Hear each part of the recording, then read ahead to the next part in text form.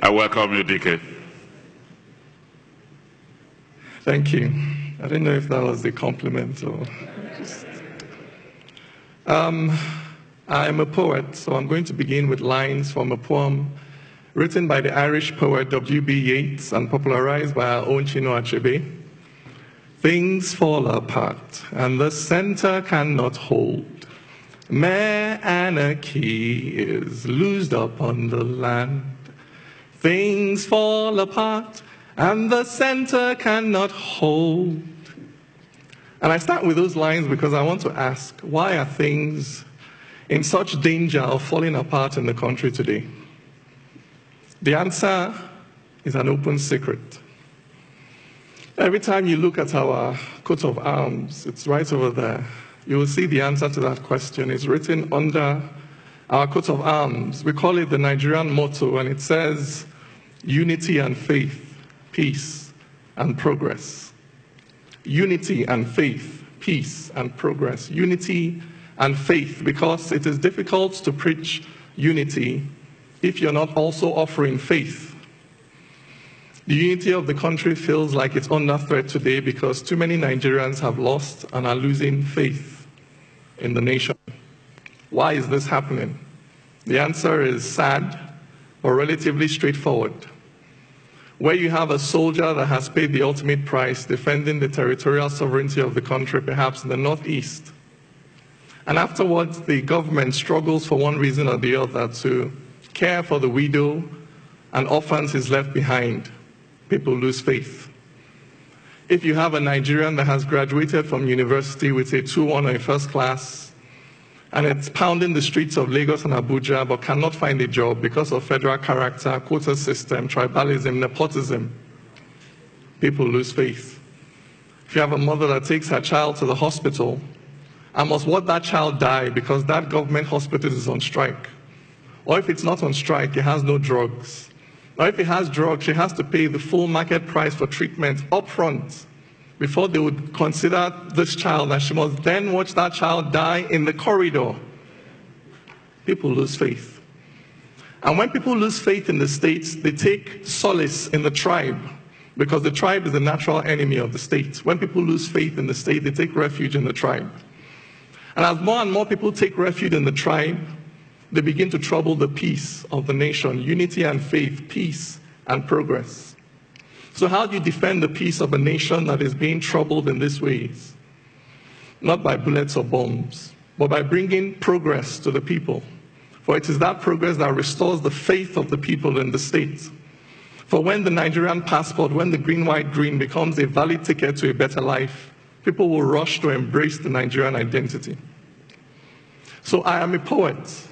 I'm constrained as an individual. I can only preach one Nigeria with my mouth. But the Nigerian state cannot be seen preaching one Nigeria only with its mouth. No. It must preach one Nigeria with its architects and its builders, with its teachers and its extension workers. It must preach one Nigeria by building roads and bridges and hospitals and railroads. It must preach one Nigeria by bringing a progress that is inclusive to all, to Nigerians. Unity and faith, peace and progress. So that now, in this time of heightened ethno-religious tensions, the need for good governance and economic inclusion has never been higher. Because in the last 20 to 25 years, driven basically by worsening socioeconomic conditions, we have seen violent fronts open up all over the country. We have seen a militancy take root in the South-South, an insurgency take root in the Northeast. If this trend continues, how many more fronts may open in the next 20 to 25 years? At how many fronts can the Nigerian state fight simultaneously? Therefore, the issue of good governance and economic inclusion has become an existential one for our nation.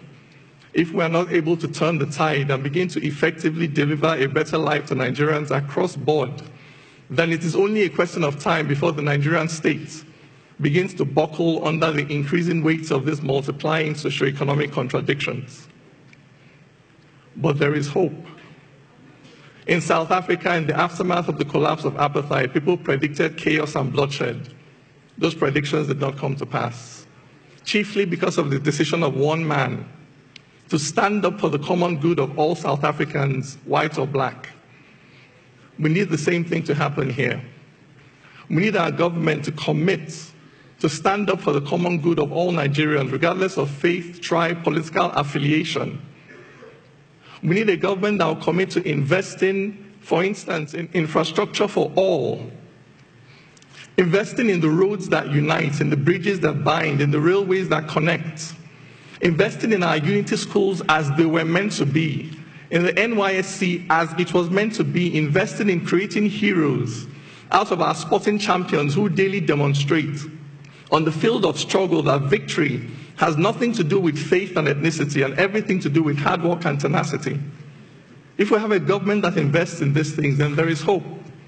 If we have a government that is committed to investing in providing jobs for our youths, affordable credit for our startup businesses, so that people feel that they have a stake in society, for those who have houses and cars of their own are less likely to go out on the street to burn the houses and cars of others. If we have a government committed to investing in equal economic opportunities for all Nigerians, then there is hope. If we have a government committed to investing in laws that are certain and knowable in advance, in a justice that is blind to the power, the wealth, the political office, the faith, the ethnicity of those who stand before it, so that Nigerians know that action A will attract consequence B, regardless of who you are, then there is hope. If we will commit to invest in a language of inclusion, in alternative interpretations of our own history and social realities, so that Nigerians see that poverty does not discriminate between North and South, that armed robbers do not obey the federal character principle.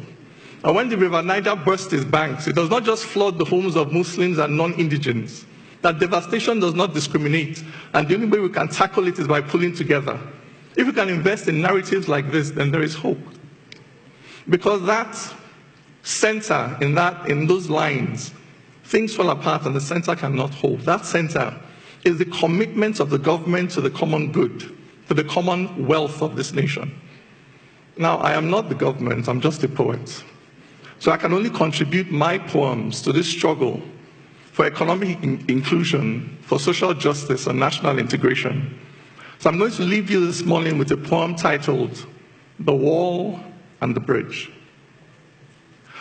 If a white man turned and called me nigger, my blood would boil in righteous anger, for the evil of discrimination is clearly established when a white man tries to treat me like rubbish.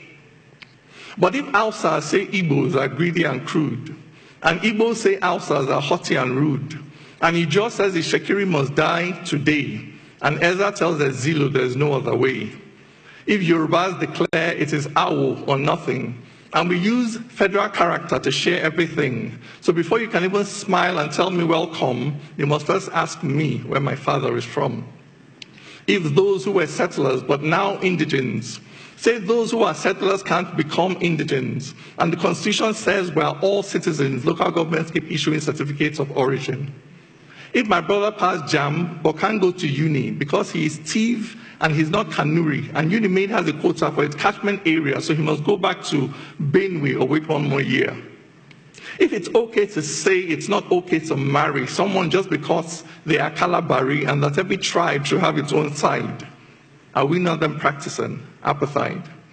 If you cannot buy land unless you're a native and cannot find work unless you're a native and cannot feel safe unless you're a native, how can we then say we're not primitive?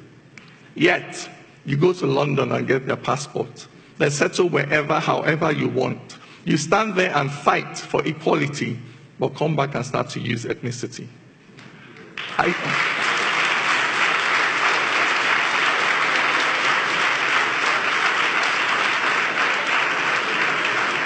don't get the logic of thinking it's different to be tribalistic and then to be racist. If you're happy to judge him just hearing his name, whatever you call it, my friend, is the same. Where there is no courage to cross this divide, where there is no faith to look deep inside, and stop judging accents and surnames and dressing, this fire we're quenching will only keep burning. Which nation can stand dividing its people? How can one build on foundation so brittle? If we cannot see ourselves in each other, this journey ends here, we're going no further. For when God made man, he gave him no facial marks. He did not make Bagi, Okun, or Angas. As sure as a black man is just like a white man, no culture is older than being human. This